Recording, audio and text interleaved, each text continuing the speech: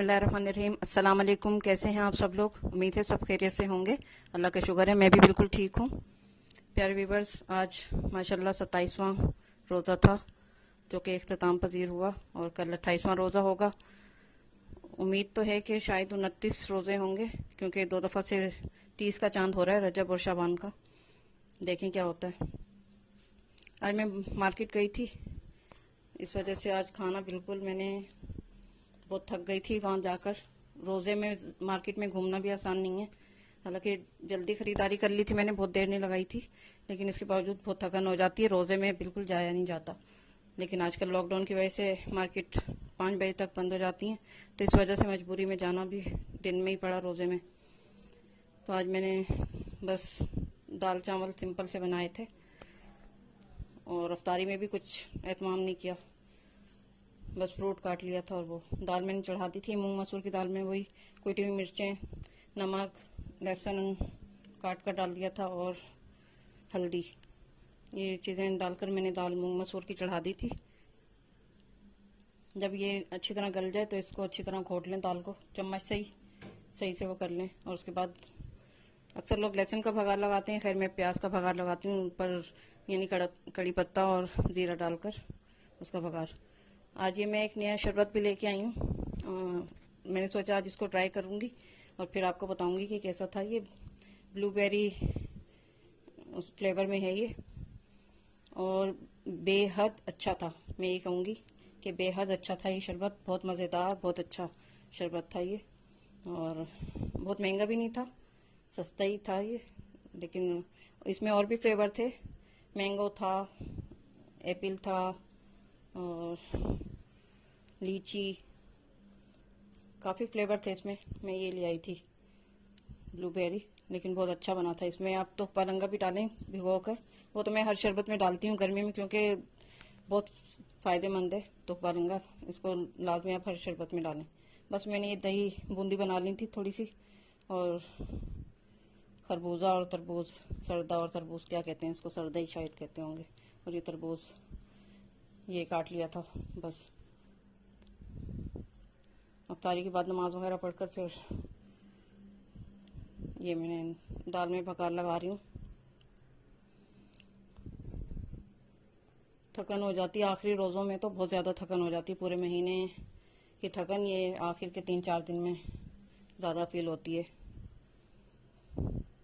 कल अलविदा का जुम्मा भी है और इंशाल्लाह परसों शायद चांद रात हो जाएगी। तो घर मैंने झाड़ तो लिया था, सफाई कर ली थी घर की रमज़ान से 1-2 दिन पहले, लेकिन फिर भी अब दोबारा एक दफ़ा करना पड़ेगा घर थोड़ा बहुत साफ़। तो इंशाल्लाह चांद रात को करूँगी या कल रात को करूँगी। मशीन भी लगानी है, कल ही रात में इंशाल्लाह मशीन लगाऊंगी और घर भी झाड़ूंगी। झाड़ पोंछ वैसे भी करते रहना चाहिए, जल्दी जल्दी करते रहते हैं, इसके बावजूद इतनी डस्ट आती है।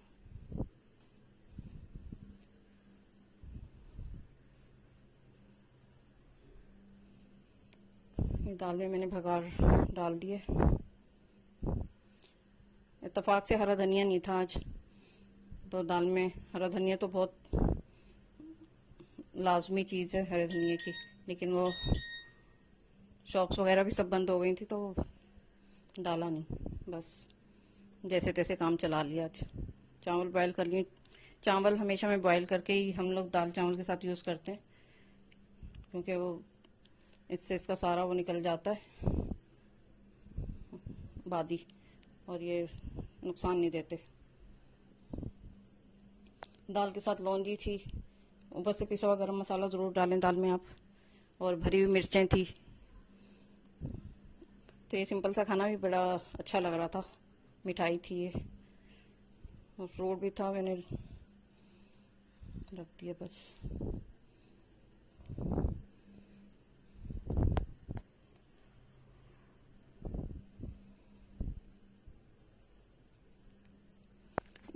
ख़रीदारी भी बहुत ज़्यादा मैं महंगे नहीं लाती हूँ कपड़े, क्योंकि वो एक सीज़न ही चलते हैं और फिर कोई फ़ायदा नहीं है इतने महंगे कपड़े बनाने का। और वो बस नॉर्मल रेंज के मैं कपड़े बनाती हूँ ताकि वो बस एक सीज़न में ख़त्म हो जाए। और फिर कोशिश करती हूँ कि रमज़ान में ही ज़्यादातर बनाऊं कपड़े। जो भी मुझे लेना होता है वो करना होता है, मेरी कोशिश होती है कि रमज़ान में ख़रीदारी करूं, क्योंकि इससे हिसाब किताब भी नहीं होता चीज़ों का अगर हम रमज़ान में ख़रीदेंगे तो उसका ये नियत भी होती है मेरी। चाहे घर का सामान लेना हो, मतलब कोई फर्नीचर या कोई कारपेट या कोई बेडशीटें, तो ये सब रमज़ान में ज़्यादातर मैं ख़रीदारी करती हूँ। ये मैंने लीलन का एक लिया था, इससे पहले जो रेस्ट कलर दिखाया था वो लोन का ही था। वन पीस पहनने का मेरा बहुत दिन से बहुत दिल चाह रहा था, तो ये दोनों मैंने वन पीस ही लिए। ये लीलन है और वो लोन थी। घर में पहनने के कपड़े भी बिल्कुल ख़त्म हो गए थे, तो ये मैंने इसी वजह से कुछ वन पीस लिए हैं, कुछ थ्री पीस हैं।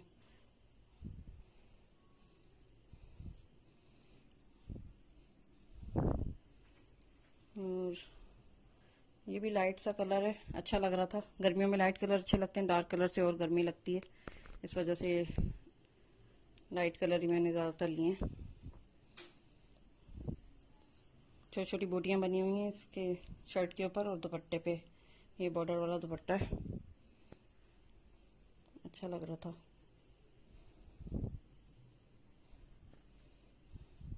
एक सूट तो मैंने सिलवा लिया था, पिछले साल मेरे बेटे ने दिया था मदर डे पे, तो वो यूं ही रखा हुआ था, तो वो मैंने सिलवा लिया था। बस ईद पे तो वही पहन लूँगी, ये इंशाल्लाह ईद के बाद सिलवाऊँगी, क्योंकि अभी तो कोई सबके पास हाउसफुल का बोर्ड होगा, कोई सी के भी नहीं देगा।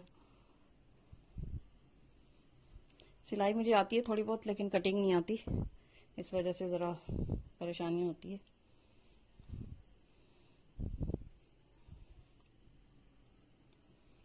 ये भी अच्छा लग रहा था, ये थोड़ा डार्क कलर है।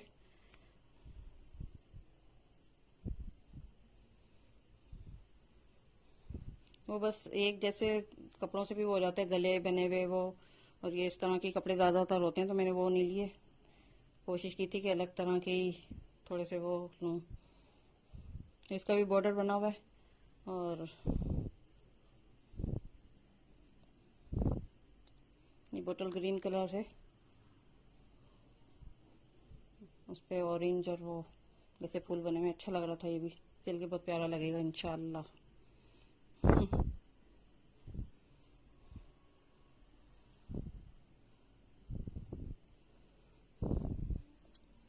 ब्रांडेड चीज़ों का मुझे कोई क्रेज़ नहीं है कि ब्रांडेड ही ले, और ये और वो इस तरह का कोई मुझे शौक़ नहीं है कोई भी। सादा ज़िंदगी है हमारी, और सादे ही बस कपड़े पहनते हैं, बहुत ज़्यादा हाई फाई नहीं पहनते ना।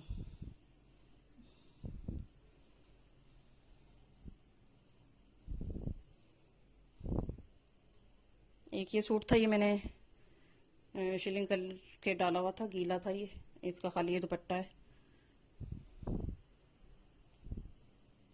ये अगर सिल गया तो ये पहन लूँगी ईद पर। बच्चों को ये अच्छा लग रहा था, तो मैंने ये भिगो कर डाल दिए। देखें अगर सिल गया तो ये पहन लूँगी, वरना एक सिला हुआ रखा है वो पहन लूँगी।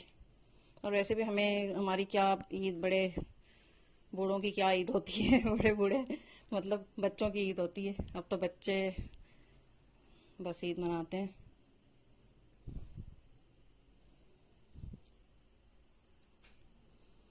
गर्मी इतनी होती है ईद पे, तो जाहिर है वो फैंसी सूट और ये तो पहन ही नहीं जाते।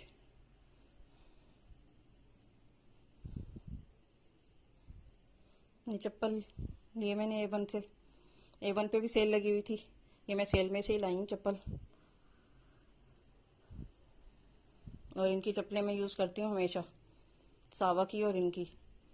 ये बहुत अच्छी चप्पलें होती हैं इनकी, और बहुत पायदार होती हैं, और काफ़ी चल जाती हैं ये। और हैदरी मार्केट से ही ज़्यादातर मैं ख़रीदारी करती हूँ। उम्मीद है आपको